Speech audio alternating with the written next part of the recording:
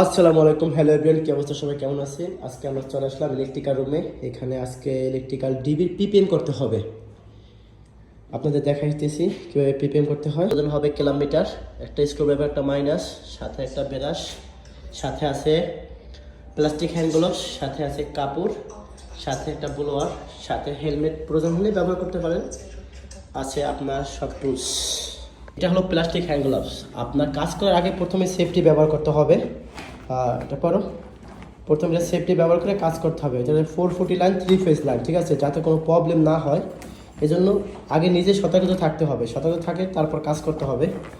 প্রথমে safety use করতে হবে। হ্যাঁ, এখন হলো ডিবি খুলতে আছে। প্রথম হলো ডিবি খুলতে হবে।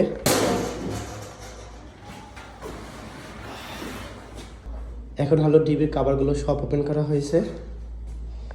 প্রথমে আপনার যদি কোনো ব্রেকারে লুজ কালেকশন থাকে, এগুলো পুরো টাইট করতে হবে। সবগুলো এক এক করে লুজ কালেকশনগুলো পুরো টাইট করতে হবে। এটা হলো কিলোমিটার। আমার এখন চেক করতে হবে ভোল্টেজ। থ্রি ফেজের কত ভোল্টেজ আছে? 4.400 ভোল্টেজ। 400, ওকে। তারপর চেক কর সিঙ্গেল ফেজ হবে 230 আছে।